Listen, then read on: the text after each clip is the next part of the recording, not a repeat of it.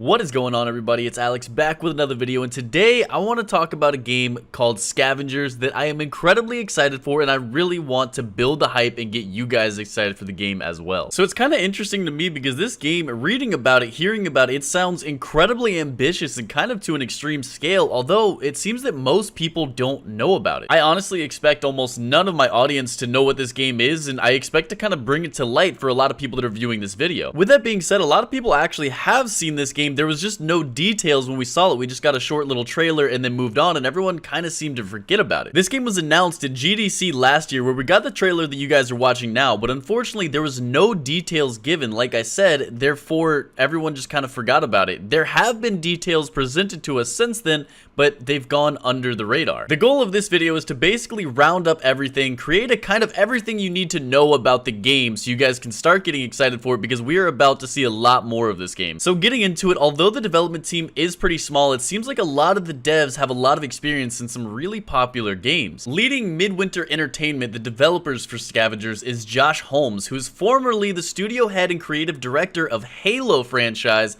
at 343 Industries. He's also the co-creator of both the Def Jam and NBA Street franchises for EA. Other studio members have worked on games including Battlefield 1, Full Spectrum Warrior, Farmville 2, Tron Evolution, and Star Wars Battlefront of 2015. So again, although Midwinter Entertainment is only a 16-person studio, it really seems like these guys have a lot of experience working on some really solid games. So me being a huge Halo fan, I was really excited to see that they're really taking a lot of inspiration from Halo 5's Warzone. We're going to be getting into a whole bunch of detail later on in this video, but basically summarizing what the gameplay loop seems to me, it really seems like if you take a battle royale mixed with Halo 5's Warzone, that is what Scavengers is going to be. Obviously, like I said, there's a lot more details. You're going to learn all about it in this video, but basically the fundamentals kind of seems like you could compare it to something of that sort. They're calling this game Co-opetition. Obviously, it's a PvP online shooter, but you're going to have to work together and even work with some of the other teams for certain aspects of the game. So it's stated that in the emerging co-opetition genre, players compete to fulfill emergent objectives that change the nature of their gameplay experience. Not only are there bases to capture and both human and AI opponents to battle, but occasionally bosses spawn that demand cross-team cooperation to overcome. Enemies become friends, then enemies again, priorities shift, and the onus is placed on teamwork as much as individual flair. All of these factors are the key ingredients for a compelling multiplayer experience. Unfortunately, we don't have any gameplay, so we're reading these things and trying to fill in what the game is going to look like, but to me it seems like everything is going to be at a very massive scale. I mean, in the quote right there, they talked about these bosses that multiple teams would have to work together to overcome. I mean, that tells me that these bosses are going to be incredibly powerful and incredibly dangerous and a lot of fun to actually take down. It'll also be a very interesting dynamic to have to work together with these teams that you've been trying to kill the entire match. So Scavengers takes place in the near future, where the moon has been shattered by a massive asteroid, triggering a new ice age. Simultaneously, a cryptic new illness has been spreading through Earth's wildlife. Players take control of a young survivor living in the wilderness, selecting from one of the 4 classes and scavenging for equipment and supplies. Personally, I've always liked near future shooters. This gives the feeling of something kind of relatable and kind of modern, but at the same time there's a lot of freedom in terms of technology. It gives the developers a lot more leeway in terms of creativity. It sounds like Earth is going through a lot, kind of post-apocalyptic and an ice age type theme, which is going to be pretty interesting. You're normally used to seeing like desert and things like that, but this is going to be an ice age. Unfortunately, we get no more details on the class-based system, but it is confirmed that there are 4 classes. This game will be a class-based system. My guess is it'll be pretty archetypal with the medic, you know, the heavy,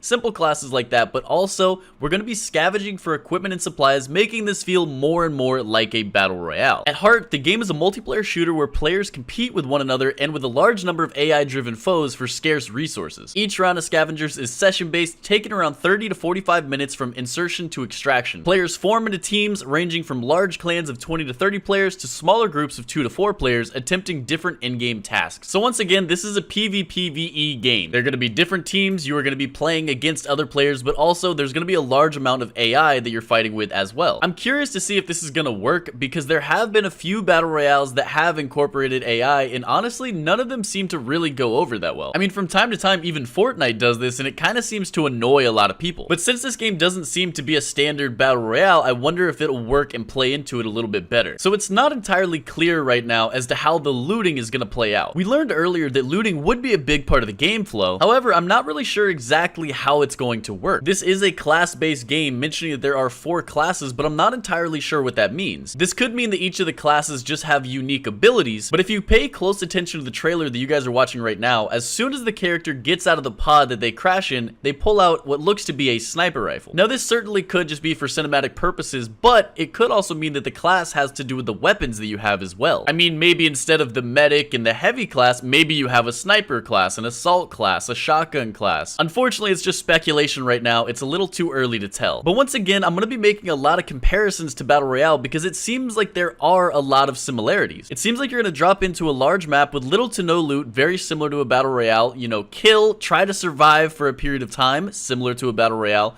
And then instead of being the last one to survive, you're going to try to extract. Now, it should be noted that Battle Royales have actually done this before. Ring of Elysium has a similar thing where you have to extract on a helicopter. Now, I'm very curious to see how many teams are actually going to be in a game. It mentions that there can be large clans of 20 to 30 players fighting it out, but I'm curious, do you have to be in the party with these 20 to 30 players, or are they factions where you just drop in and your teammates with one of the factions? It's unclear right now how this is going to work. It seems pretty unfair to me to have one team of 30 that's going up against a whole bunch of teams of 2, but I'm sure they will balance it out in some way and it will actually work. It seems like Scavengers will also pack some survival aspects. Not only will you have to keep your players safe from other opponents and AI characters, but also you'll have to keep your character warm, well-fed, and hydrated. As you can see, the landscape is covered in snow, so my guess is you're going to have to either find fires or make fires. Maybe you're going to have to hunt to feed yourself and then maybe even cook in these fires, and then also stay hydrated. I'm not exactly sure how you're going to stay hydrated. Maybe you just melt the snow, maybe there will be water supplies. I'm not exactly sure, but you have to do all of these things to stay alive. It is also noted that if you die in the game, that session is over. If you are playing in a team, there is a down but not out state where you can be revived by teammates, but once again, if you die, that play session is over. Success from a match, as I mentioned before, comes from evacuating rather than just being the last person alive. If you are lucky enough to win a game and extract from Earth, the recovered resources can be used to craft weapons. I'm not exactly sure if that means you'll be able to bring it back into the next game to allow crafting weapons in-game, or if there's going to be some kind of hub or world outside of the game where you'll be able to craft weapons there. But it also notes that there's character progression systems and weekly, monthly, and quarterly challenges to keep the combat fresh. This is something that I'm a huge fan of. Although I love simple gameplay loops, I also enjoy to be grinding for something. I mean, for example, I'm not really a fan of the gameplay loop of Fortnite anymore, but leveling up the battle pass and earning all those rewards is addicting to me. So them noting that they're gonna have all these character progression systems and all these challenges is really exciting to me. So we've only seen this cinematic trailer and no actual gameplay, so it begs the question, what is the gameplay actually going to look like? They state that the world is relatively realistic, balanced closer to Battlestate Games' Escape from Tarkov than Epic Games' cartoony Fortnite. Any game going for more of a realistic graphic setting kind of has the bar set a little higher, but hopefully they're able to accomplish it with this game. So going back to the core gameplay mechanics, each match has 3 phases: build, hunt, and extract. So the build phase is obviously the initial phase. Players equip their scavengers and plan a strategy with their teammates. The second phase, known as hunt, sees players fight and ally with other human players to complete objectives, gather resources, and battle against AI-controlled enemy factions. And the final phase, called extract, is where the surviving scavengers must find and defend launch zones in order to escape with their loot. Looking into the enemies, there are 3 enemy factions controlled by AI: the Salient, the Outlanders, and the Scourge. The Salient are robot enemies using high-tech gear, the Outlanders are human survivors like the player but AI controlled,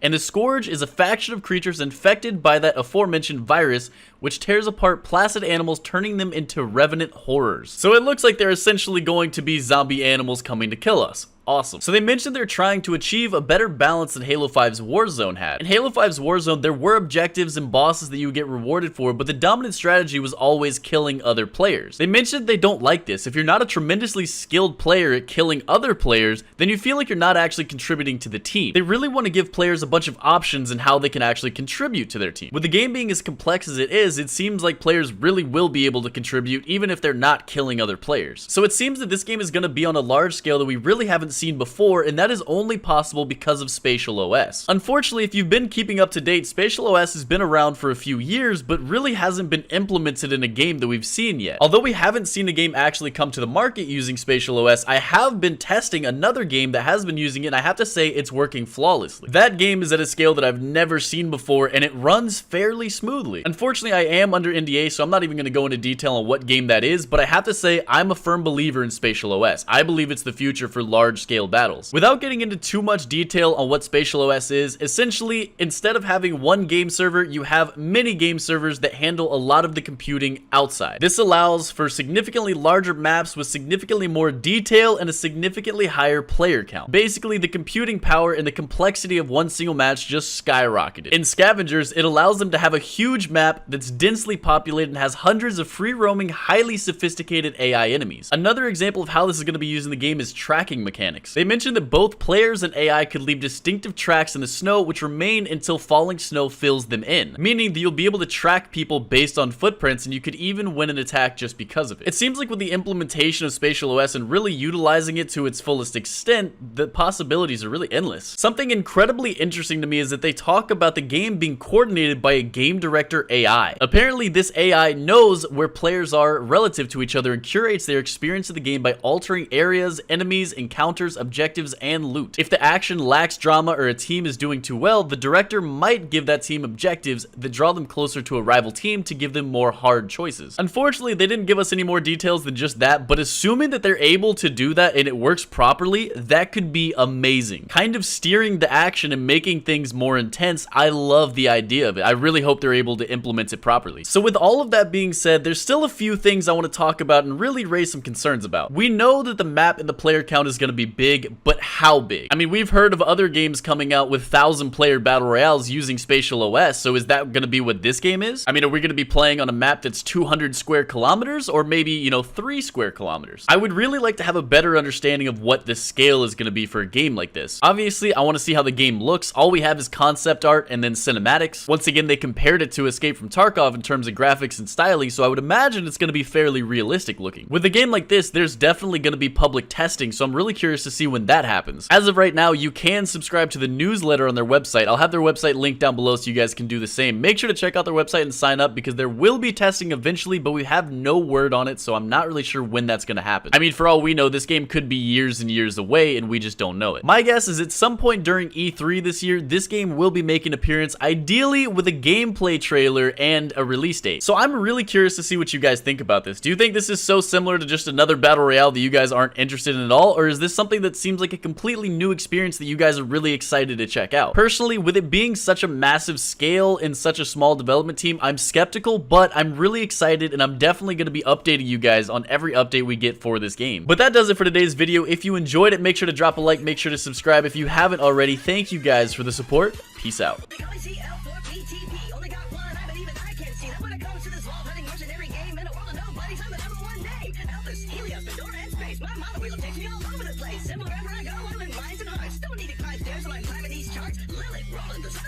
Didn't come to my birthday party. Rude, but they all found time to go fight the warrior. Like this can be like some